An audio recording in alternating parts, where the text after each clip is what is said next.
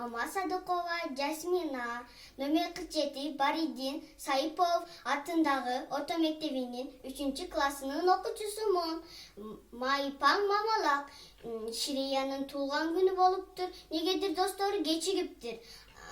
Ширеянын чоң атасы келип, кызым Ширея, досторум 10 мүнөттөн келет дептир. Ширея аябай чыдамсыздык менен тапчкесин кийип секирип күзүп жатыптыр. Бир макта аңгыча эшикте тыкылдап калды. Анан Ширея эшти айтса эле достору экен. Алар белектерин беришип, ырдашып, ойношуптур.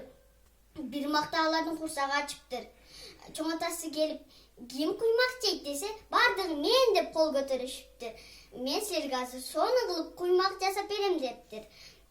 Анан кийин чоң атасы болсо, камыр жасагандан бир макта эшик тыкылдатып калыптыр. Анан эшикти ачканы кетиптир эле, анан Ширея мынтиптир.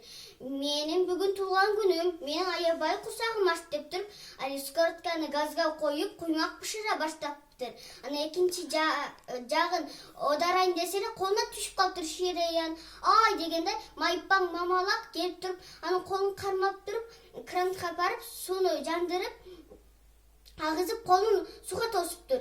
Ширея адамдын тери назик болот, эч ат болгон. Күйсө колуң көп ооруйт, айыгыш да кыйын. Ошондуктан оттон эч ат болгула.